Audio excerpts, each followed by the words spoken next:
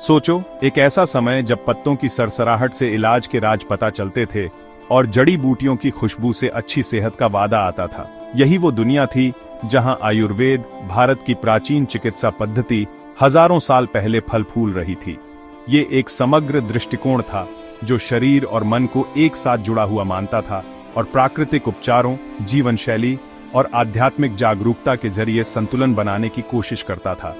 इस प्राचीन ज्ञान के पुरोधाओं जैसे महान वैद्य सुश्रुत और चिकित्सा के जनक चरक ने ज्ञान का खजाना छोड़ा है। उन्होंने मानव स्वास्थ्य, जड़ी बूटियों के उपचार और शल्य चिकित्सा तकनीकों पर अपनी टिप्पणियों को ध्यान से दर्ज किया। सुश्रुत, जो अपनी शल्य चिकित्सा विशेषज्ञता के लिए पूजनीय थे, उन्होंने राइनोप्लास्टी जैसी जटिल प्रक्रियाएं भी की जो उस समय में आयुर्वेदिक शल्य चिकित्सा की उन्नत अवस्था का प्रमाण है। हालांकि आयुर्वेद, जो अवलोकन और अनुभव पर निर्भर था, उसकी सीमाएं थीं। निदान अक्सर व्यक्तिगत होता था और उपचार का असर अलग अलग हो सकता था। फिर भी समग्र कल्याण, निवारक देखभाल और मन, शरीर और आत्मा के परस्पर संबंध पर इसका जोर आज भी गूंजता है, जो आधुनिक स्वास्थ्य सेवा के लिए बहुमूल्य अंतर्दृष्टि प्रदान करता है।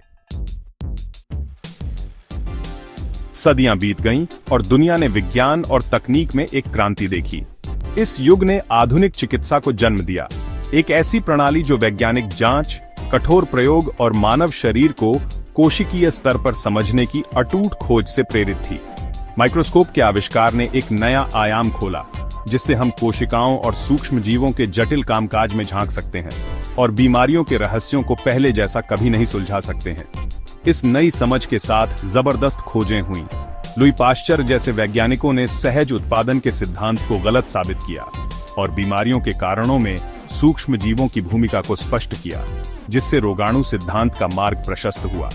इसने स्वच्छता और संक्रमण नियंत्रण के प्रति हमारे दृष्टिकोण में क्रांति ला दी, जिससे आधुनिक स्वच्छता प्रथाओं की नींव पड़ी, जिससे अनगिनत लोगों की जान बचाई जा सकी। 20वीं सदी ने चिकित्सा विज्ञान की एक अभूतपूर्व विजय देखी। एंटीबायोटिक दवाओं की खोज, पेनिसिलिन जैसी इन अद्भुत दवाओं ने बीमारी नियंत्रण के एक नए युग की शुरुआत की, जो सदियों से मानवता को परेशान करने वाले बैक्टीरिया के संक्रमण से प्रभावी ढंग से मुकाबला करती थी। अचानक निमोनिया और तपेदिक जैसी बीमारियां, जो कभी मौत की सजा होती थीं, अब इलाज योग्य हो गईं। लेकिन संक्रामक रोगों के खिलाफ लड़ाई में एक और हीरो था, वैक्सीन्स।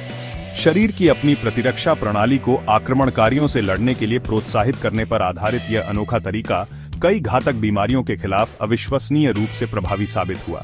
चेचक को मिटाने से लेकर पोलियो को नियंत्रित करने तक टीके निवारक दवा की शक्ति का प्रमाण है। एक्सरे की खोज के साथ मानव शरीर को समझने की खोज ने एक और छलांग लगाई। पहली बार डॉक्टर बिना सर्जरी के मानव शरीर के अंदर देख सकते थे, हड्डियों को देख सकते थे, फ्रैक्चर की पहचान कर सकते थे और उन स्थितियों का निदान कर सकते थे जो पहले नजरों से छिपी हुई थीं। इस सफलता ने निदान में क्रांति ला दी और भी परिष्कृत इमेजिंग तकनीकों का मार्ग प्रशस्त किया। आज हमारे पास इमेजिंग उपकरणों की एक विशाल श्रृंखला है। अंगों के विस्तृत क्रॉस सेक्शनल दृश्य प्रदान करने वाले सीटी स्कैन से लेकर आंतरिक संरचनाओं की छवियां उत्पन्न करने के लिए शक्तिशाली चुंबक और रेडियो तरंगों का उपयोग करने वाली एमआरआई मशीनों तक, अब हम मानव शरीर के अंदर उल्लेखनीय स्पष्टता के साथ देख सकते हैं। इन तकनीकी प्रगति ने निदान में क्रांति ला दी है, जिससे शीघ्र पता लगाना और अधिक प्रभावी उपचार योजनाएं बनना संभव हुआ है। भाग 5, टेलीमेडिसिन, दूरियों को पाटना, देखभाल पहुंचाना। आज की इंटरकनेक्टेड दुनिया में तकनीक स्वास्थ्य सेवा में भौगोलिक बाधाओं को तोड़ रही है। टेलीमेडिसिन दूरस्थ नैदानिक सेवाएं प्रदान करने के लिए दूर संचार तकनीक का उपयोग स्वास्थ्य सेवा प्रदान करने के तरीके को बदल रहा है, खासकर दूर दराज के इलाकों और अंडरसर्व्ड समुदायों में। एक व्यस्त शहर के अस्पताल में एक डॉक्टर की कल्पना करें जो हजारों मील दूर एक दूरस्थ गांव में एक मरीज के साथ जुड़ रहा है। Video conferencing, remote monitoring device और डिजिटल स्टेथोस्कोप के माध्यम से स्वास्थ्य सेवा पेशेवर अब मरीजों का आकलन कर सकते हैं, परामर्श प्रदान कर सकते हैं और दूर से महत्वपूर्ण संकेतों की निगरानी कर सकते हैं। यह दूर दराज के इलाकों में मरीजों के लिए विशेष रूप से मूल्यवान है, जहां विशेषज्ञ देखभाल तक पहुंच सीमित है। भाग 6 आर्टिफिशियल इंटेलिजेंस एआई डॉक्टरों का उदय और व्यक्तिगत चिकित्सा। आर्टिफिशियल इंटेलिजेंस या एआई विभिन्न क्षेत्रों को तेजी से बदल रहा है और स्वास्थ्य सेवा कोई अपवाद नहीं है। एक ऐसे भविष्य की कल्पना करें जहां एआई एल्गोरिदम बड़ी मात्रा में चिकित्सा डेटा का विश्लेषण करते हैं, मानव आंखों के लिए अदृश्य पैटर्न की पहचान करते हैं और डॉक्टरों को तेजी से और अधिक सटीक निदान करने में सहायता करते हैं। यह चिकित्सा में एआई का वादा है, एक ऐसा भविष्य जहां मशीनें मानव विशेषज्ञता को बढ़ाती हैं, लेकिन एआई की क्षमता निदान से कहीं आगे तक फैली हुई है।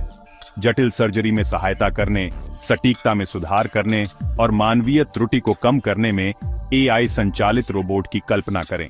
कुछ बीमारियों के विकास के आपके जोखिम की भविष्यवाणी करने के लिए आपके आनुवंशिक मेकअप का विश्लेषण करने वाले एआई एल्गोरिदम की तस्वीर बनाएं, जिससे आपके अनूठे जीव बायोलॉजी के अनुरूप व्यक्तिगत निवारक उपाय और उपचार मिल सकें।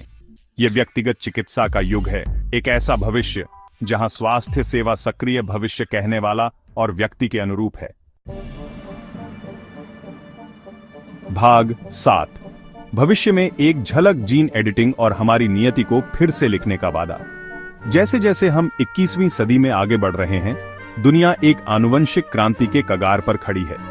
एक ऐसे भविष्य की कल्पना करें जहां हम आनुवंशिक दोषों को ठीक कर सकें, अपने जैविक ब्लूप्रिंट को फिर से लिख सकें और संभावित रूप से विरासत में मिली बीमारियों को अपने वंश से हटा सकें। यह जीन एडिटिंग का वादा है, एक क्रांतिकारी तकनीक जो हमें अपने डीएनए में सटीक बदलाव करने की अनुमति देती है।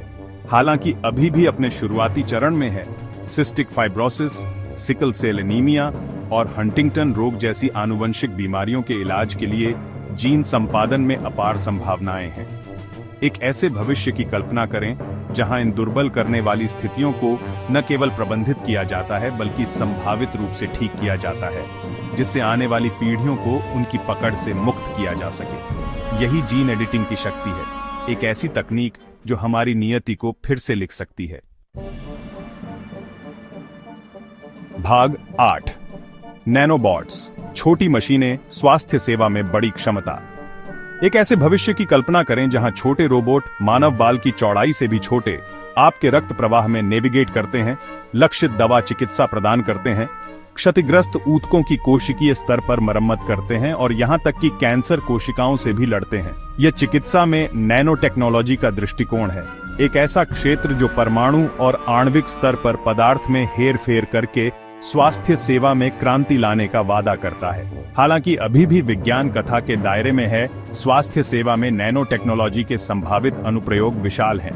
लघु सर्जरों के रूप में कार्य करने वाले नैनोबॉट्स की कल्पना करें, अवरुद्ध धमनियों को साफ करना, सीधे ट्यूमर कोशिकाओं तक दवाएं पहुंचाना या रीढ़ की हड्डी की चोट वाले मरीजों में क्षतिग्रस्त न्यूरॉन्स की मरम्मत करना। यही नैनो टेक्नोलॉजी की शक्ति है, एक ऐसा क्षेत्र जो चिकित्सा संभावनाओं के क्षितिज का विस्तार करते हुए हमारे चिकित्सा उपकरणों को नैनो स्केल तक सिकोड़ सकता है। भाग 9 एक स्वस्थ कल, प्रगति को अपनाना, ज्ञान को संरक्षित करना। जैसे जैसे हम प्राचीन ज्ञान और अत्याधुनिक तकनीक के चौराहे पर खड़े होते हैं, स्वास्थ्य सेवा का भविष्य वादे से भरा हुआ है। आयुर्वेद के समग्र दृष्टिकोण से लेकर आधुनिक चिकित्सा की वैज्ञानिक कठोरता तक, एआई संचालित निदान से लेकर जीन संपादन की क्षमता तक, हम ज्ञान और नवाचार के अभूतपूर्व अभिसरण को देख रहे हैं। हालांकि इस यात्रा को ज्ञान और सावधानी के साथ नेविगेट किया जाना चाहिए। जैसे जैसे हम भविष्य की प्रगति को अपनाते हैं, हमें प्राचीन उपचार परंपराओं के समय परीक्षित ज्ञान को भी संरक्षित करना चाहिए। यह एक संतुलन खोजने के बारे में है, दोनों दुनिया के सर्वश्रेष्ठ को एकीकृत करके एक ऐसी स्वास्थ्य सेवा प्रणाली बनाना जो न केवल तकनीकी रूप से उन्नत हो बल्कि सभी के लिए गहराई से मानवीय, दयालु और सुलभ भी हो। स्वास्थ्य की यात्रा एक सतत यात्रा है, एक ऐसा रास्ता जो प्राचीन ज्ञान और भविष्य के नवाचारों दोनों से प्रशस्त है, और यह एक ऐसी यात्रा है जिसे हमें आशा, जिज्ञासा और कल्याण के प्रति अटूट प्रतिबद्धता के साथ मिलकर करना चाहिए।